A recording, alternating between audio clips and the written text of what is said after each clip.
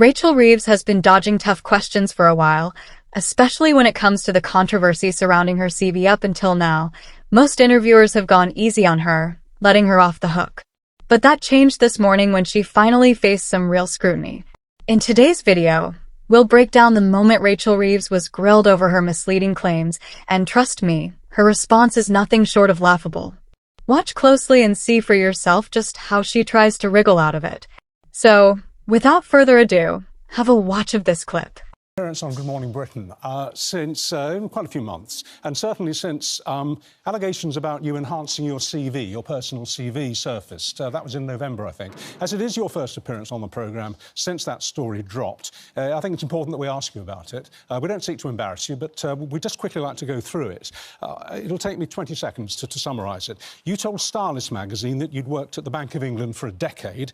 In fact, it was only 6 years, and one of those years was at the London School of Economics doing a master's course, so that's 5 years and not a decade.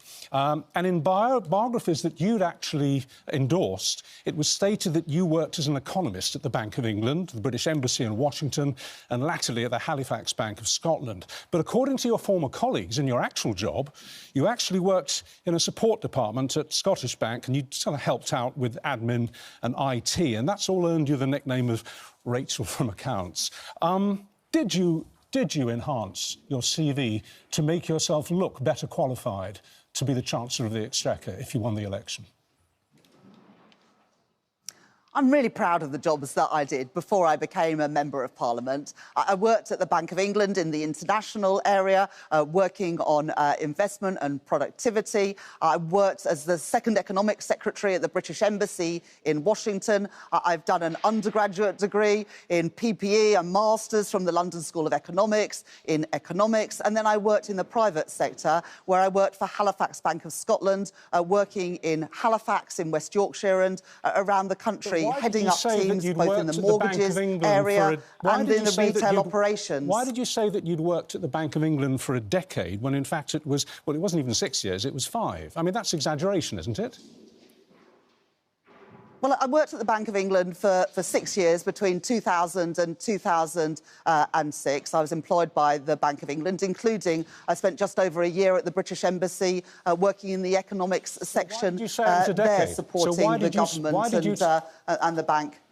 Why did you say it was a decade? Well, I think you're taking... it's one interview. I worked at the Bank of England for 6 years. I worked for then at Halifax Bank of Scotland, I think, for 3 years after that. I became an MP when I was 31. But I think in the end, people want to judge me on the job that I'm doing today as Chancellor of the Exchequer. I'm qualified to do this job. But in the end, people are going to judge me. Am I growing the economy? Am I improving their living standards? And I'm determined to do just that. This tragic story highlights the dangers of irresponsible dog ownership and the devastating consequences that can follow. A 12-year-old girl in Nano, South Wales, suffered a horrific attack when an XL bully dog named Rocco lunged at her, clamping down on her arm with such force that it exposed her bone and tendons. The terrifying moment unfolded on October 7th when the girl heard shouting behind her, only to turn and see the powerful dog charging toward her. Witnesses described the dog's owner, Justin Allison, as showing little concern as the girl screamed for help in the middle of the road. Fortunately, her father bravely fought off the dog, preventing an even worse outcome. Allison, a 38-year-old unemployed father of 2, had illegally owned the banned breed without a license. Despite living on benefits for years, he had purchased Rocco as a puppy for £1,000. In court, it was revealed that his only attempt to secure the dog was a flimsy plastic bin at the side of his house, an obvious disaster waiting to happen.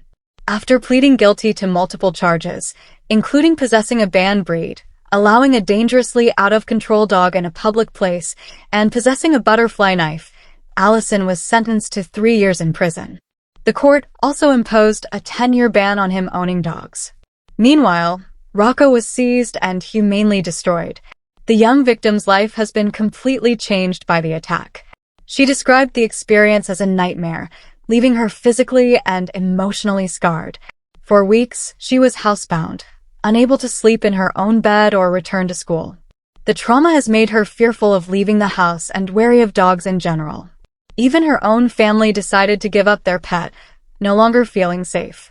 During sentencing, Judge Daniel Williams criticized Allison for his reckless disregard for public safety, stating that he prioritized his own sense of swagger over the well-being of others. Detective Chief Inspector Virginia Davies of Gwent Police also warned that this case should serve as a stark reminder to all dog owners about the importance of proper control and responsibility. In other news, King Charles has once again impressed British MPs with his astonishing knowledge of the nation. During a Buckingham Palace reception, attended by around 270 MPs and 45 peers, the monarch showcased his deep understanding of local communities. Labour MP Paul War praised the king's encyclopedic knowledge, recounting how Charles even joked about shopping at the Co-op, which originated in Rochdale.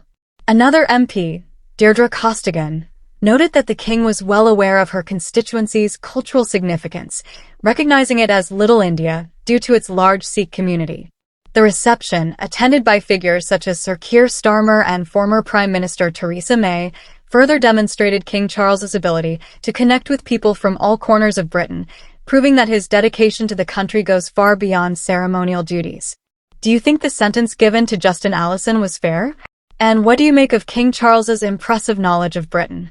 Let me know your opinions in the comments below. If you haven't already, make sure to like this video and subscribe for more British news updates. Thanks for watching, take care, and see you next time.